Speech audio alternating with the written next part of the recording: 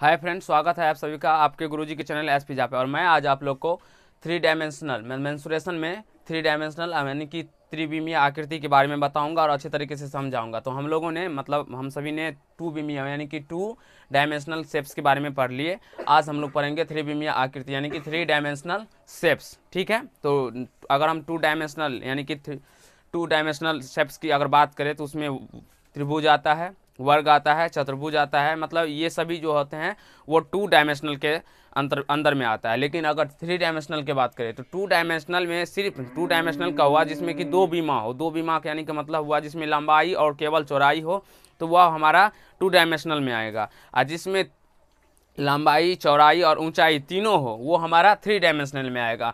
जैसे कि आप लोग घन को देख सकते हैं, घन में लंबाई, चौड़ाई और ऊंचाई तीनों होता है। अब कौन सा इसमें लंबाई है, कौन सा चौड़ाई है, कौन सा ऊंचाई है, मैं अभी आप लोग को अच्छी तरीके से बताऊंगा। घन हो गया मेरा थ्री डायमेंशनल, घनाभ हो जाता है मेरा थ्री डायमेंशनल, बेलन हो जाएगा मेरा थ्री डायमेंशनल और शंकु हो जाएगा मेरा थ्री डायमेंशनल। ये सभी, और पिरामिड भी बोल सकते हो आप लोग, प्रिज्म भी बोल सकते हो, तो ये सभी क्या हो जाएगा मेरा थ्री डायमेंशनल। तो चलिए हम लोग जानते हैं सबसे पहले जो घन क्या है, घन का क्या सूत्र होता है। अगर ये आप लोग अच्छे तरीके से समझ लेते हैं और याद कर लेते हैं, यानी कि आपको समझ लेते हैं ना, तो आपके मतलब आगे जितने भी प्रश्न होंगे वो आपसे मतलब खुद ही बन जाएंगे। आपको किसी दूसरे टीचर के पास या बनाने को उसको प्रॉब्लम ही नहीं रहेगा। ठीक है ना। तो चलिए हम लोग समझते हैं जो घन क्या है और नहीं है। तो घन आप देख सकते हैं, घन क्या होता है तो वर्गाकार होता है। अगर आपसे घन पूछे जो किस प्रकार होता है तो आप लोग बता सकते हैं जो घन क्या होता है मेरा वर्गाकार होता है और घनाभ आयताकार होता है। ठीक है, तो अगर आप घन बनाना चाहते हैं यानी कि घन कैसे बनता है, नहीं बनता है, तो वो आप देख सकते हैं। सबसे पहले आपको एक वर्ग बना लेना है इस प्रकार से। मैं आपको बना के बताता हूँ। एक वर्ग बना लेना है इस प्रकार से, ठीक है ना। वर्ग इस प्रकार से एक वर्ग बना लेंगे और इस वर्ग के एक बीच से यहाँ से एक लाइन इस प्रकार लेंगे और इधर भी एक वर्ग सेम आकार के वर्ग बना लेंगे। वर्ग बनाने के बाद आप इसको क्या करेंगे तो मिला देंगे। इससे इसको मिला देना है, इससे इसको मिला देना है, इससे इसको मिला देना है और इससे इसको मिला देना, तो मेरा घन बन के रेडी हो जाएगा। तो आप लोग घन इस प्रकार बना सकते हैं। चलिए हम लोग घना मतलब डायरेक्टली अब इसके बारे में बात करें। घन में कितने शीर्ष होते हैं, कितने किनारे होते हैं, कितने फलक होते हैं। ठीक है, अब यहाँ पे देखिए आप लोग, सबसे पहले हम बात करेंगे इसमें लंबाई क्या हुआ, कौन सा है, चौड़ाई कौन सा है और ऊंचाई कौन सा है। तो ये हमारा लंबाई हो गया, ये ऊंचाई हो गया और ये चौड़ाई हो गया। यहाँ पे ये चौड़ाई हो गया, ठीक है ना। और ये क्या है मेरा ऊंचाई है। ये चारों भुजा क्या है तो मेरा ऊंचाई है। ये चारों भुजा क्या है मेरा तो ऊंचाई, मतलब चारों ऊंचाई है। ठीक है, तो यहाँ से हम देख लिए। अब हम देखेंगे जो लंबाई ये हो गया, लंबाई ये आप इसे भी बोल सकते हैं, ये घर का लंबाई हुआ, ये चौड़ाई हुआ घर का और ये ऊंचाई हो गया। ठीक है, अब देखिए यहाँ पे शीर्ष, अगर शीर्ष का बात करें तो जहाँ भी आपको पॉइंट दिखाई पड़े वहाँ शीर्ष होगा। जहाँ पर भी आपको पॉइंट दिखाई पड़ता है वो क्या होगा मेरा शीर्ष होगा। तो चलिए हम देखते हैं। तो यहाँ पे एक पॉइंट दिखाई दिया, एक पॉइंट यहाँ पे दिखाई दिया, एक पॉइंट यहाँ पे दिखाई दिया, एक पॉइंट यहाँ पे दिखाई दिया। तो 1 2 3 4 हो गया, एक 5 होगा, एक 6 होगा, एक 7 होगा, एक यहाँ पे 8 होगा, यानी कि शीर्ष हमारा 8 होगा। बहुत सारे बच्चे को डाउट होगा इसमें जो सर एक पॉइंट तो यहाँ पे भी दिखाई देगा। नहीं, आप एक घर का ही अपने दिमाग में अनुमान लगा सकते हैं, लेकिन घर को सोचेंगे तो आपको ये खुट्टा अलग नजर आएगा। तो ये मतलब इससे सटा नहीं है। लेकिन अभी हम यहाँ पे आकृति बनाए हैं तो आप लोग को लग रहा है, लेकिन ऐसा नहीं होता है जो यहाँ पे पॉइंट नहीं होगा। ठीक है, चलिए समझ में आ गया आप लोग को। अब हम किनारा का बात करें तो शीर्ष कितना होता है मेरा घन में 8 होता है। घनाभ में भी पूछे कितना शीर्ष होता है तो 8 ही होता है। ये आपको मैं घनाभ में इसलिए नहीं लिखा हूँ, ठीक है ना। तो घन में शीर्ष कितना होता है 8 होता है। अब हम किनारा का बात करें। किनारा आप बोल सकते हैं एक प्रकार से, मैं अगर गाँव की भाषा में बोलूँ तो इसे आप खुट्टा बोल सकते हैं। तो जितने भी घर में खुट्टा लगा होता है तो उसे हम किनारा बोलते हैं। तो चलिए हम किनारा को देखते हैं और काउंटिंग करते हैं। तो किनारा इस प्रकार से हमारा है, एक किनारा ये हुआ, दूसरा किनारा ये हुआ, तीसरा किनारा ये हुआ और चौथा किनारा ये हुआ। मतलब नीचे यानी कि एक बोल सकते हैं, दो बोल सकते हैं। ये तो बोर्ड हुआ ना वर्गाकार है, इसीलिए आपको नहीं समझ में आ रहा है ना। लेकिन यहाँ पे देखिए 1 2 3 4। अब ये खुट्टा देखिए 4, एक ये भी क्या हुआ मेरा किनारा हुआ, 5 6 7 और यहाँ पे भी 8 हो गया। ठीक है, और यहाँ पे देखिए एक ऊपर में भी ये 9, ये 10, ये 11 और ये 12। हमारा किनारा कितना होगा, किनारों की संख्या 12 हो जाएगा। किनारों की संख्या 12 हो जाएगा, किनारों की संख्या 12 हो जाएगा। और फलक का बात करें, जब हमसे फलक के बारे में पूछे तो फलक कितना होगा, वो मैं आप लोगों को अभी काउंट करके बताता हूँ। अगर आप घर में है ना, फलक का मतलब हुआ दीवाल, फलक का मतलब क्या हुआ, दीवाल, दीवाल के बारे में सोच सकते हैं। तो देखिए एक फलक ये दीवाल इस साइड वाला दीवाल हो गया, यानी कि ये एक हो गया ये, ठीक है। दूसरा फलक इस साइड वाला दीवाल हो गया, तो दूसरा फलक इस साइड वाला दीवाल हो गया, तो 2 हो गया। तीसरा फलक सामने वाला दीवाल हो गया, तीसरा फलक ये मान लीजिए ये सामने वाला दीवाल हो गया, ठीक है। चौथा फलक पीछे वाला दीवाल, चौथा फलक ये पीछे वाला दीवाल। पांचवा फलक ऊपर वाला दीवाल, मान लीजिए है ऊपर वाला दीवाल। अब छठा फलक नीचे वाला दीवाल, तो नीचे वाला दीवाल। यानी कि कितने फलकों की संख्या होता है, 6 होते हैं। आप एक घर में ही अंदाजा लगा सकते हैं, जो एक इस साइड होता है, एक इस साइड होता है, एक इस साइड होता है, एक इस साइड होता है। तो 1 2 3 4 तो हो गया, एक ऊपर में भी होता है 5, एक नीचे होता है 6। यानी कि हमारे घर या घनाभ में आपसे फलक के बारे में पूछे तो हम कितना होता है 6, यानी कि 6 फलक होता है। शीर्ष कितना होता है 8, किनारा कितना होता है 12 और फलक कितना होता है 6। तो चलिए हम लोग अब जानते हैं जो घन का आयतन क्या होता है, घन का पृष्ठ क्षेत्रफल क्या होता है, घन का विकर्ण क्या होता है और घन का किनारा क्या होता है, ठीक है, हम लोग जानते हैं। तो सबसे पहले हम घन का आयतन का बात करें तो आप लोग को एक चीज समझ में मतलब रखना है, जो घन वर्गाकार होता है, तो वर्गाकार होता है इसका मतलब वर्ग का प्रत्येक भुजा बराबर होता है, इसीलिए घन का भी प्रत्येक भुजा क्या होगा, बराबर होगा। आप इसे कोई मतलब आप इसे मान लीजिए लंबाई गुना चौड़ाई गुना ऊंचाई करेंगे तो हमारा मान लीजिए लंबाई चौड़ाई ऊंचाई तीनों तो सेम ही है, तीनों क्या है तो हमारा सेम है, सेम यानी कि बराबर है। यानी कि ये भी ए होगा और ये भी ए, अगर मान लेते हैं जो घन का प्रत्येक भुजा ए है, घन का प्रत्येक भुजा क्या है ए है, तो ये लंबाई चौड़ाई ऊंचाई तीनों क्या हो जाएगा मेरा ए हो जाएगा, लंबाई चौड़ाई और ऊंचाई क्या हो जाएगा ए हो जाएगा। तो जब हम इसको गुना कर देंगे तो ये क्या होगा ए क्यू, यानी कि भुजा क्यू। तो यहाँ से निकल के आता है घन का आयतन क्या होता है भुजा क्यू, घन का आयतन क्या होता है भुजा क्यू, घन का आयतन भुजा क्या होता है भुजा क्यू होता है, घन का आयतन बराबर भुजा क्यू। अब हम जानेंगे घन का कुल पृष्ठीय क्षेत्रफल।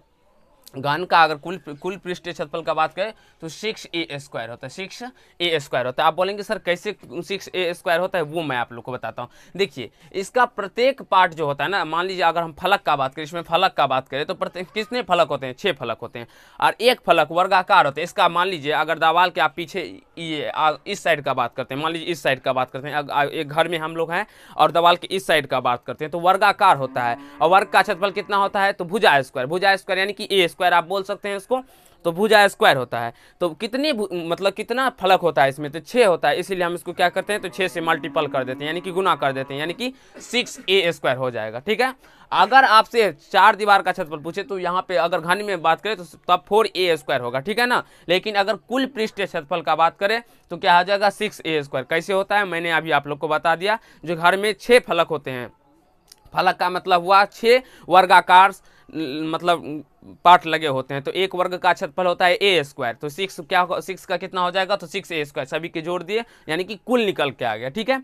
अब घन का विकर्ण का बात करें तो घन का विकर्ण होता है √3a, घन का विकर्ण होता है √3a, घन का विकर्ण क्या होता है √3, वर्ग का विकर्ण होता है √2a, घन का विकर्ण होता है √3। और घन का किनारा, ये कभी कभी आपको प्रॉब्लम मतलब फंसाने के लिए बच्चों को ये प्रश्न दिया जाता है, घन का किनारा बेसिकली आपको देखने के लिए नहीं भी मिल सकता है और मिल भी सकता है। तो चलिए पहले जानते हैं घन का किनारा। तो घन का किनारा होता है विकर्ण बटा √3, घन का क्या होता है किनारा विकर्ण बटा √3, घन का किनारा क्या होता है विकर्ण बटा √3। तो आशा करता हूँ आपको घन के बारे में जितने भी बेसिक कंसेप्ट थे वो मैंने आप लोग को बता दिया और आप लोग भी इसे अच्छी तरीके से समझ गए होंगे। तो चलिए अब हम लोग घनाभ की ओर चलते हैं और घनाभ क्या होता है उसको समझते हैं, ठीक है ना। तो चलिए घनाभ को समझते हैं। तो घनाभ सबसे पहले हम देखेंगे क्यूबिट को, क्यूबिट क्या नाम इसका, कोबिट मत बोलिएगा, क्यूबिट, ठीक है। अब ये घनाभ है तो इसमें क्या हो गया तो ये लंबाई हो गया, ये लंबाई हो गया, ये ऊंचाई हो गया और ये चौड़ाई हो गया, ठीक है ना।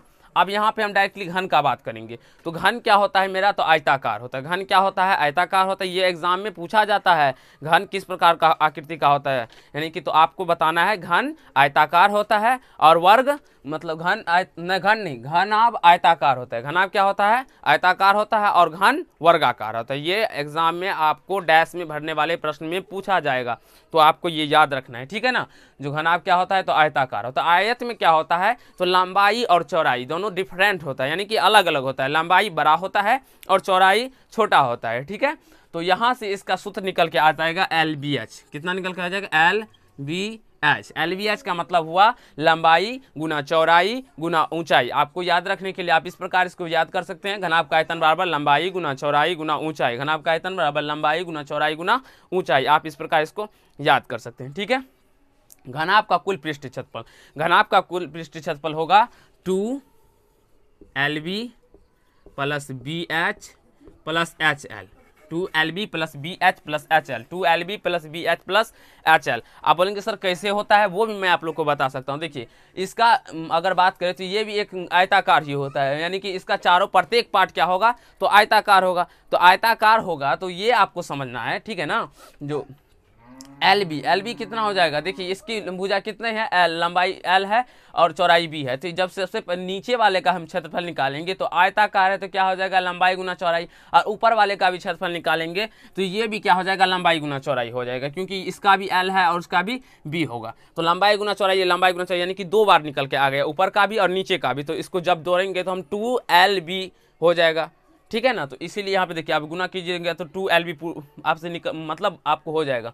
अब यहाँ पे देखिए जब इस साइड का बात करें तो ऊंचाई यहाँ पे यानी कि लंबाई के रूप में यहाँ पे H दिया हुआ है और चौड़ाई क्या हो जाएगा तो B दिया। तो इसका क्षेत्रफल जब इस पार्ट का पूरा का क्षेत्रफल निकालेंगे तो ये BH हो जाएगा और इसका भी BH होगा, यानी कि 2BH होगा। तो यहाँ से ये निकल के आ जाएगा। उसी प्रकार से ये HL भी निकल के आ जाएगा। तो आशा करता हूँ घनाभ का कुल पृष्ठ क्षेत्रफल आपको अच्छे तरीके से समझ में आ गया होगा, जो 2LB plus BH plus HL होता है, ठीक है।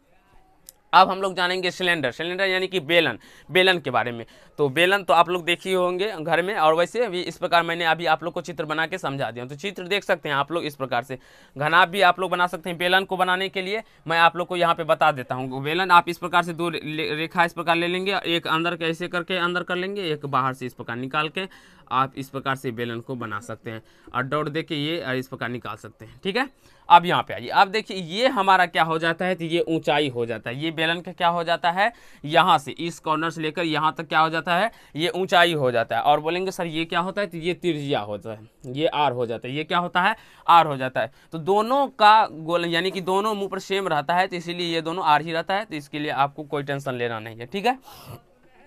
आप तो बेलन का आयतन होता है, ये आपको याद रखना है और समझ लेना है अच्छे तरीके से, क्योंकि बहुत मतलब एग्जाम में डायरेक्टली ही ये सूत्र ही पूछ दिया जाता है। जो बेलन का आयतन लिखे निम्नलिखित में कौन सा है पहचाने, तो इसका आयतन होता है पाई R स्क्वायर H। बेलन का आयतन होता है पाई R स्क्वायर H। बेलन का आयतन क्या होता है पाई R स्क्वायर H। बेलन का आयतन क्या होता है पाई R स्क्वायर H। ये आपको याद कर लेना है, 5 से 6 बार आप लिख लीजिए कॉपी पे तो आपको याद हो जाएगा, ठीक है। अब यहाँ से आइए, बेलन का पृष्ठीय क्षेत्रफल, बेलन का पृष्ठीय क्षेत्रफल क्या होता है 2 पाई R H। बेलन का पृष्ठीय क्षेत्रफल क्या होता है तो 2 पाई R H। बेलन का पृष्ठीय क्षेत्रफल क्या होता है तो 2 पाई R H। अब हम जानेंगे जो बेलन का संपूर्ण पृष्ठीय क्षेत्रफल क्या होता है। संपूर्ण यानी कि कुल पृष्ठीय क्षेत्रफल क्या होता है। इसका संपूर्ण पृष्ठ आप बोल सकते हैं इस प्रकार से 2 पाई R H प्लस 2 पाई R स्क्वायर, 2 पाई R स्क्वायर। बोलेंगे कैसे सर, तो ये देखिए बेलन का संपूर्ण पृष्ठीय क्षेत्रफल तो 2 पाई R H हो गया, तो ये प्लस संपूर्ण का मतलब हुआ जितने भी पार्ट है,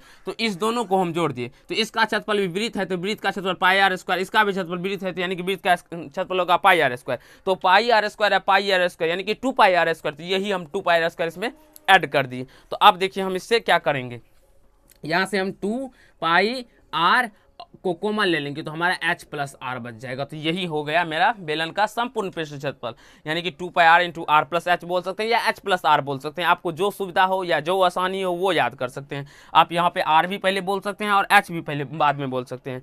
तो जो आपको अच्छा लगे वो आप कर सकते हैं, यानी कि 2 पाई R into R plus H। हमको तो इस प्रकार याद, यानी कि 2 पाई R into R plus H बेलन का संपूर्ण पृष्ठ क्षेत्रफल 2 पाई R into R plus H। तो आशा करता हूँ आपको घनाभ और बेलन अच्छे तरीके से आपको समझ में आ गया होगा। तो आप लोग जल्दी से इसका स्क्रीनशॉट ले लीजिए। और मैं आज आप लोग को अभी तुरंत ही आपको शंकु के बारे में बताऊंगा, जो शंकु क्या है नहीं है, ठीक है ना। तो आप लोग जल्दी से इसका स्क्रीनशॉट ले लीजिए।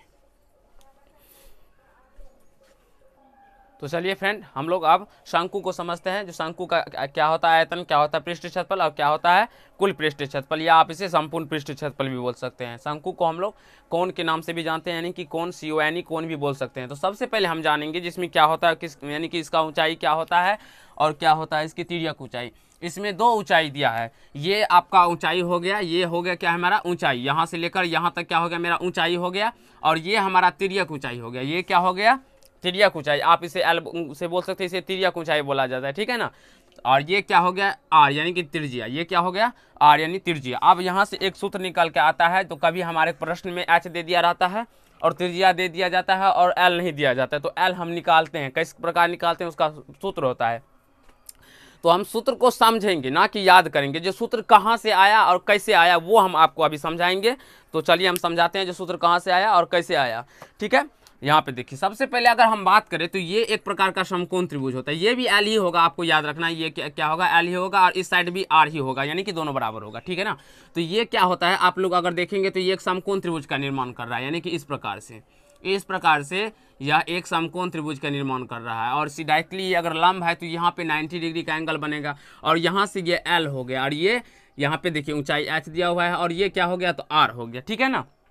ये आपको नहीं बनाना, ये आपको समझाने के लिए मैं बता रहा हूँ। ठीक है, तो आप लोग समकोण त्रिभुज में पढ़े होंगे। जो समकोण त्रिभुज में एक फॉर्मूला होता है, क्या होता है, तो कर्ण स्क्वायर बराबर होता है लंब स्क्वायर। कर्ण स्क्वायर यानी कि कर्ण स्क्वायर होता है लंब स्क्वायर प्लस आधार स्क्वायर।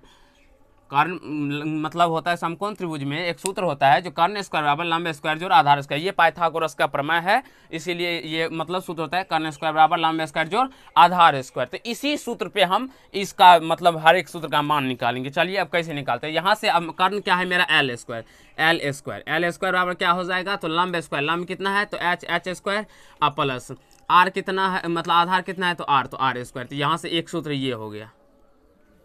ये आप लोग को एक याद रखना है। जो अगर एल स्क्वायर बराबर होता है अंदर एल स्क्वायर बराबर होता है H square plus R square, L square बराबर होता है H square plus R square. तो एल बराबर एक सूत्र और हो जाएगा, यहाँ पे स्क्वायर है तो ये उस साइड जाएगा तो अंडर रूट में आ जाएगा, तो यानी कि H square plus R square, H square plus R square, H square plus R square. L बराबर under root H square plus R square हो जाएगा, under root H square plus R square हो जाएगा। ठीक है, अब यहाँ से हम निकालेंगे एच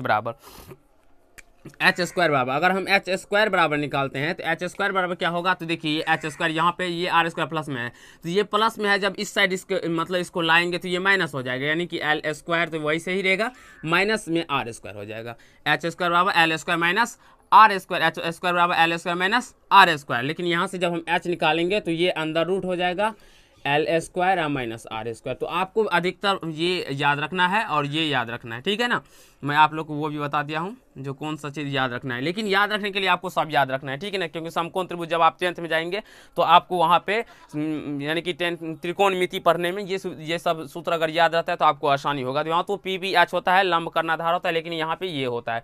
तो यहाँ से हमारा क्या निकल के आ गया, ऊंचाई को भी हम मतलब L square minus R square से निकाल सकते हैं। यहाँ पे आप देख सकते हैं, मतलब हम बताते हैं आपको, ठीक है ना। एच बराबर under root L square minus R square. अब यहाँ से आर स्क्वायर अगर हम मान निकालना चाहे तो आर स्क्वायर का मान क्या होगा, आर स्क्वायर का अगर मान हमसे निकालना चाहते हैं तो आर स्क्वायर का मान, अगर डायरेक्टली इसको हम यहीं पर रहने देते हैं तो ये इसके प्लस के संबंध में है, तो इस साइड जब आएगा तो ये माइनस में हो जाएगा, यानी कि L square minus H square हो जाएगा, L square minus H square हो जाएगा। ठीक है, और आर बराबर क्या हो जाएगा, under root L square minus H square. यहाँ से ये 6 फॉर्मूला ये अभी आपको अच्छी तरीके से ध्यान पे रखना है, यानी जिसमें कि आपको ये फॉर्मूला अधिक मतलब बहुत बार काम में आएगा। ये शंकु का जब भी प्रश्न बनाएंगे तो आपको ये तीनों फार्मूला बहुत ही काम में आएगा। ये लेकिन आपको ये भी फार्मूला काम में आ सकता है, इसीलिए ये याद रखेंगे तो आप खुद इससे ये निकाल सकते हैं। तो आशा करता हूँ ये चीज़ जो मैंने अभी आप लोग को बताया वो समझ में आ गया होगा। ठीक है, अब यहाँ से देखिए ये एल, अगर ये यहाँ से पूछे आपको जी एल बराबर क्या होता है तो आप इसे बोल सकते हैं जी एल बराबर होता है तिर्यक ऊंचाई। एल क्या है मेरा, तिर्यक ऊंचाई। एल क्या है मेरा, तिर्यक ऊंचाई। ठीक है, और एच होता है मेरा वास्तविकता ऊंचाई, जो वास्तविक में ऊंचाई है। ऊंचाई का मतलब क्या हुआ, जो हमारा अगर कोई चीज़ जमीन से कितना ऊंचा है, इस प्रकार से ऊंचाई नहीं होता। ऊंचाई सीधा होता है, यानी कि परपेंडिकुलर, आप एक प्रकार से उसे शीर्षलंब या लंब बोलते हैं। लेकिन अगर ऊंचाई का बात करें, लेकिन तिर्यक ऊंचाई होता है इस प्रकार, जो कि आप इसे कर्ण बोल सकते हैं ना, ये इस प्रकार तिर्यक ऊंचाई होता है। तो ये हमारा क्या हो गया, तो तिर्यक ऊंचाई, और ये हमारा वास्तविक ऊंचाई, यानी कि ये जमीन पे है, जमीन से कितना ऊंचा है। ठीक है ना, और आर होगा त्रिज्या। आर क्या हो जाता है, त्रिज्या। आर क्या होगा, तो त्रिज्या होगा। ये मैंने आपको हिंदी में नाम लिख दिए जो आपको समझ में आ जाए। ठीक है ना, अब चलिए हम शंकु का आयतन का बात करें। अगर आपसे कोई शंकु के आयतन के बारे में पूछे तो शंकु का आयतन होता है 1/3 pi R square H. 1/3 pi R square H. बेलन का आयतन होता है पाई आर स्क्वायर एच, उसमें आप 1/3 कर देंगे तो आपका शंकु का आयतन निकल के आ जाएगा। बेलन का आयतन होता है पाई आर स्क्वायर एच, उसमें आप लोग 1/3 कर देंगे तो आपका शंकु का आयतन निकल के आ जाएगा। चलिए हम लोग शंकु के पृष्ठ क्षेत्रफल के बारे में जानते हैं। शंकु का पृष्ठ क्षेत्रफल होता है पाई आर एल। आपको पृष्ठ क्षेत्रफल निकालने में ही प्रॉब्लम होगा, यानी कि एल नहीं निकालना पड़ेगा पहले, इसीलिए। नहीं तो अगर आपसे आयतन पूछे तो बिना ये सूत्र का प्रयोग किए हुए आप डायरेक्टली आयतन निकाल सकते हैं। लेकिन अगर आपके पृष्ठ क्षेत्रफल पूछे और एल नहीं दिया रहे तो आपको ये सूत्र से पहले एल निकालना पड़ेगा। तो मैं जब प्रश्न बना मतलब आप लोग को करवाऊंगा तो उसमें बता दूंगा जो मतलब किस प्रकार से ये आप लोग को बनाना है, ठीक है। अब यहाँ से शंकु का कुल पृष्ठ क्षेत्रफल, तो कुल पृष्ठ क्षेत्रफल होगा pi R into R plus L, pi R into R plus L, या एल प्लस आर आप बोल सकते हैं, pi R into R plus L या pi R into L plus R भी बोल सकते हैं। आप बोलेंगे सर ये कैसे हुआ, ये हमको समझा दीजिए। तो चलिए बच्चों यहाँ पे देखिए, तो पाई आर एल तो इसका फॉर्मूला ही होता है, पाई आर एल इसका पृष्ठ क्षेत्रफल होता है। तो पृष्ठ का क्षेत्रफल यानी कि ये इसका इतना का भाग का क्षेत्रफल पाई आर एल।